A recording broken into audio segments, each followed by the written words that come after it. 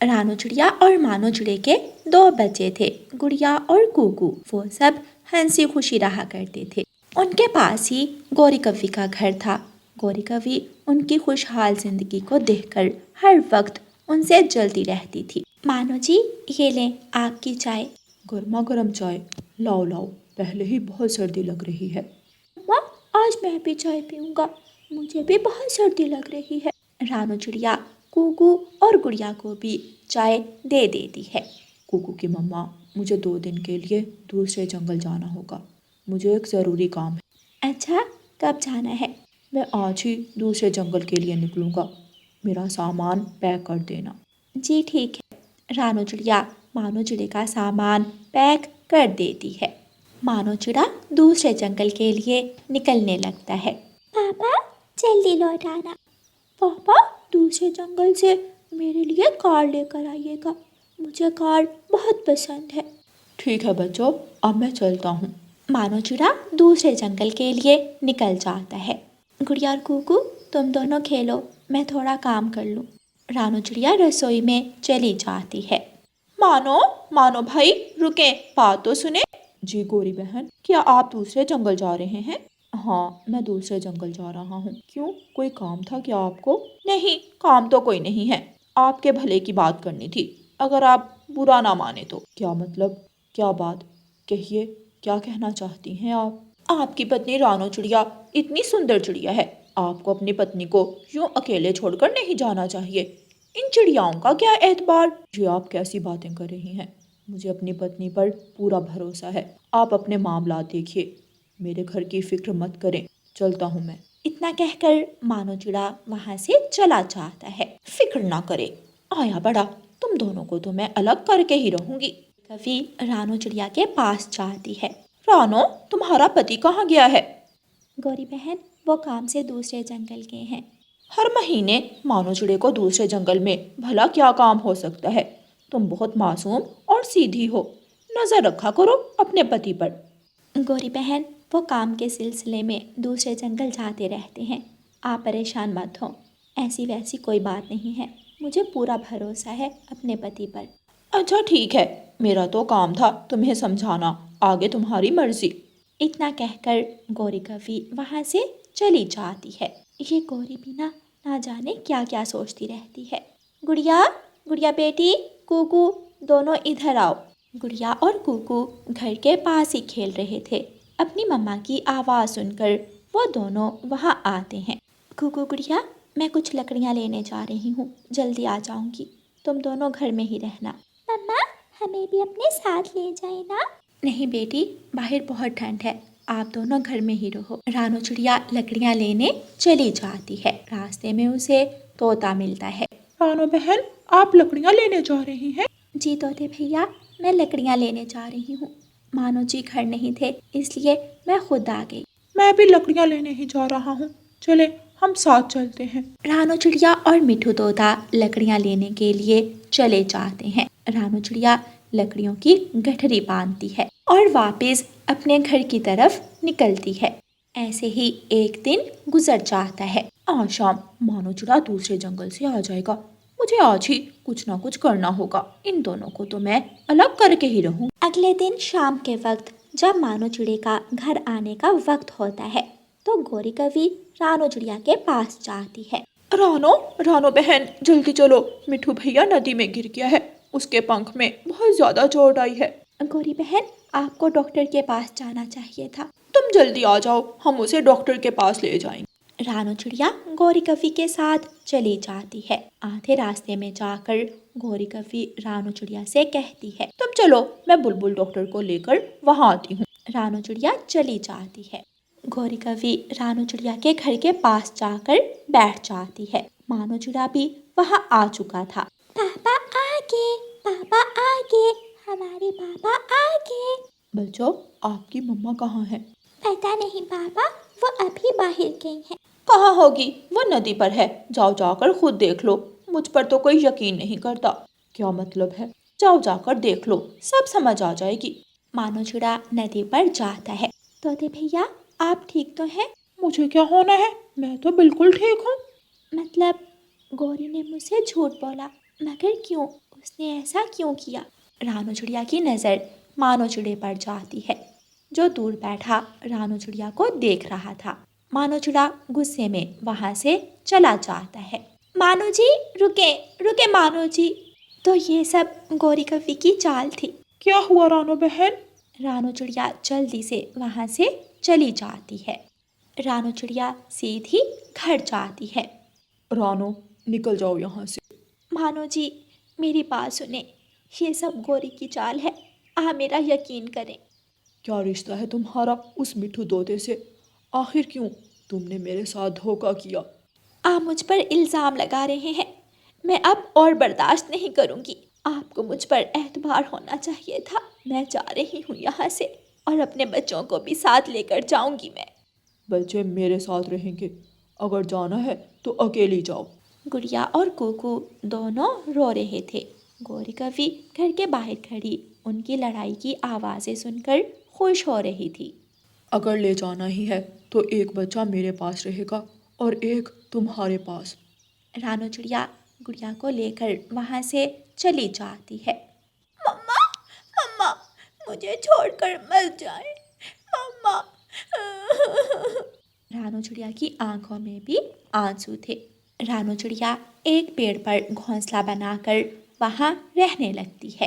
मम्मा, मुझे पापा और भाई के पास जाना है। मम्मा, मुझे अकेले रहना अच्छा नहीं लगता। दूसरी तरफ कोको भी उदास अपने घर में बैठा हुआ था। घर कितना सूना हो गया है, क्या करूं? रानो, तुमने बहुत गलत किया मेरे साथ। तोता और कबूतर को जब रानो और मानो चिड़े की लड़ाई का पता चलता है तो वो दोनों वहाँ आते हैं। तुम मेरे घर क्यों आए हो? चले जाओ यहाँ से। मानो भाई, आप मेरी बात सुने। आपने रानो को घर से निकालकर उसके साथ अच्छा नहीं किया। मिठू तोता सारी बात मानो चिड़े को बताता है। मानो चिड़ा मिठू तोते की बात सुनकर बहुत शर्मिंदा होता है। अक्सर आंखों देखा भी झूठ हो सकता है। तुम्हें रानो बहन पर एतबार करना चाहिए था। आप दोनों ठीक कह रहे हैं। मानो चिड़ा रानो चिड़िया के पास जाता है और उससे माफ़ी मांगता है। रानो चिड़िया भी मानो चिड़े को माफ़ कर देती है। मैं आइंदा कभी ऐसा नहीं करूँगा। हम कभी भी किसी तीसरे की बातों में आकर अपना घर खराब नहीं करेंगे। चलो रानो, चलो मेरी प्यारी बेटी, तुम दोनों के बिना हमारा घर बिल्कुल अधूरा है। फिर वो सब खुशी खुशी अपने घर वापस लौट जाते हैं और गौरी कव्वी उन्हें देखकर जल रही थी। प्यारे दोस्तों, इस कहानी को लाइक, अपने दोस्तों के साथ शेयर और चैनल को सब्सक्राइब करना बिल्कुल मत भूलना। आपका धन्यवाद। रानो चिड़िया की ऐसी कहानियाँ सुनने के लिए YouTube सर्च बार में रानो चिड़िया की कहानी लिखें या फिर ये बटन दबाकर बोलकर कहें रानो चिड़िया की कहानी। प्यारे दोस्तों, इस कहानी के कल वाले भाग में आपने देखा कि कबूतर अपने जंगल में एक होटल बनाता है और रानो चिड़िया को अपने होटल में काम पर रखता है और रानो चिड़िया से वादा लेता है कि वो कबूतर की सीक्रेट रेसिपीज किसी को नहीं बताएगी। रानो चिड़िया, मैंने तुम पर बहुत भरोसा किया है। तुम मेरा भरोसा मत तोड़ना। कहीं ऐसा ना हो तुम जंगल में मेरी सीक्रेट रेसिपीज बता दो। अगर ऐसा हुआ तो मेरी सालों की मेहनत बेकार जाएगी। कबूतर भैया, आप बेफिक्र हो जाएं, मैं कभी भी ऐसा नहीं करूँगी। आपने मुझे काम दिया, मुझे मेहनत करने का मौका दिया, मेरे घर के हालात बदलने का मौका दिया। मैं आपके साथ धोखा करने के बारे में सोच भी नहीं सकती। आप बेफिक्र रहें, ऐसा कभी नहीं होगा। रानो चिड़िया अपने काम पर लग जाती है। रानो चिड़िया पक्षियों को चावल देती है और कबूतर के होटल का हर तरह से ख्याल रखने की कोशिश करती है। माँ जी, आपकी तबीयत तो ठीक है? हाँ रानो बेटी, मैं ठीक हूँ, बस ऐसे ही आँख लग गई थी। आज मैंने तुम्हारे लिए बिरयानी बनाई है। माँ, आज मुझे भूख नहीं है। मगर क्यों बेटी, सुबह भी तुमने कुछ नहीं खाया। माँ, पता नहीं क्यों मुझे यूँ लगता है जैसे कबूतर भैया को मुझ पर विश्वास नहीं है। ना जाने क्यों उन्हें ये लगता है कि मैं उनकी रेसिपीज़ किसी और को बता दूंगी। रानो बेटी, तुम ऐसे क्यों कह रही हो? तुम्हें ऐसा क्यों लगा? क्या कुछ हुआ है? कुछ कहा कबूतर ने? नहीं माँ, कबूतर भैया दिल के बहुत अच्छे हैं, मगर कभी कभार। छोड़े माँ, मैं थोड़ा आराम कर लूँ, सुबह फिर जल्दी काम पर जाना है। रानू चिड़िया अपने घोंसले में लेट जाती है। कालू कौवा कबूतर के पास जाता है। कबूतर, वो रानू चिड़िया बिल्कुल भी अच्छी चिड़िया नहीं है, वो आपके काम में खराबी कर सकती है, इसलिए आप हमें काम पर रख लें, मुझे और मेरी पत्नी को। नहीं कौवे, वो बहुत अच्छी चिड़िया है और अभी मुझे और वर्कर्स की जरूरत नहीं है, अगर कभी हुई तो मैं तुम्हें बता दूंगा। कालू कौवा गुस्से में वहाँ से चला जाता है। कालू जी, क्या बना? मिल गया क्या काम? नहीं, काम तो नहीं मिला, मगर मैं काम हासिल करके ही रहूंगा। मेरे पास एक प्लान है। कालू कौवा गोरी कौवी के कान में कुछ बताता है और फिर दोनों पति पत्नी हंसने लगते हैं। अगले दिन जब रानू चिड़िया काम पर जा रही थी तो कालू कौवा और गोरी कौवी उसे रोक लेते हैं। गोरी जानबूझकर रानू चिड़िया से टकराती है। रानू चिड़िया का पंख टूटकर एक तरफ गिर जाता है। आह, क्या हो गया है गोरी बहन? अंधेरा तो नहीं है जो आप यूं मुझसे टकरा रही हैं? सॉरी रानू चिड़िया, मैं तो बस तुम्हारा हाल चाल पूछने लगी थी। रानू चिड़िया कुछ कहे बिना वहां से चली जाती है। अब तू देखती जा मैं तेरे साथ करती क्या हूँ। रानू चिड़िया, सारे मामला ध्यान से देखा करो। वो देखो, सामने टेबल पर पानी गिरा हुआ है, उसे साफ करवाओ। जी कबूतर भैया, मैं अभी करवाती हूँ, बस मेरी कुछ तबीयत ठीक नहीं थी आज, इसलिए थोड़ा ध्यान नहीं रहा। मैं तुम्हें इस काम के पूरे 1000 रुपये देता हूँ। रानू चिड़िया, बुरा मत माना, मगर मुझे काम 100% चाहिए। जी कबूतर भैया, आप फिक्र ना करें, मैं आइंदा ध्यान रखूंगी, आपको शिकायत का मौका नहीं दूंगी। अच्छा चलो ठीक है, मैं चलता हूँ। इतना कहकर कबूतर वहाँ से चला जाता है। ऐ ऊपर वाले, मेरी मदद कर, मेरी तबीयत जल्दी ठीक कर दो, अभी बहुत सारा काम करना है।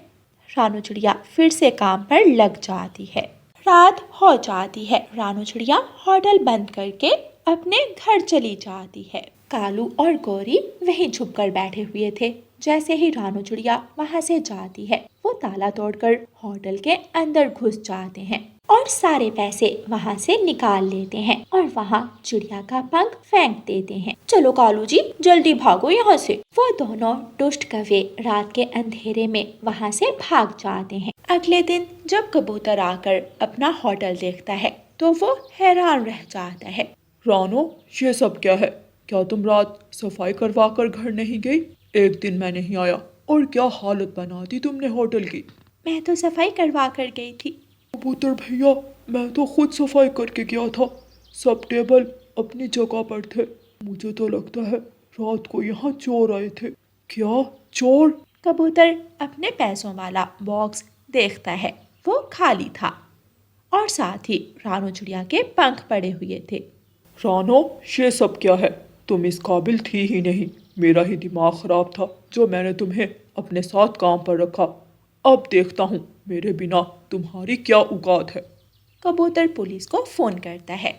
जल्द ही पुलिस वहाँ आ जाती है। कबूतर भैया, दिया करो, मेरी माँ बूढ़ी है, वो परेशान होगी, ऐसा मत करो। अगर मुझे काम पर नहीं रखना तो मत रखो, मगर मुझे जाने दो, ये सब मैंने नहीं किया। जाओ यहाँ से और दोबारा मेरे होटल की तरफ नजर उठाकर भी ना देखना। तुम्हारी माँ की वजह से तुम्हें माफ कर रहा हूँ। रानू चिड़िया रोती हुई वहाँ से चली जाती है। अगले दिन ही कालू कौवा और गौरी कौवी वहाँ आ जाते हैं। कबूतर को भी वर्कर्स की जरूरत थी। कबूतर उन्हें काम पर रख लेता है। कुछ ही दिन गुजरते हैं कि कालू और गौरी हर रोज जाते हुए होटल से कुछ ना कुछ चुरा कर ले जाते। मुझे अपने होटल में कैमरे लगवाने चाहिए। हाँ, मैं आज रात ही कैमरे लगवाऊंगा।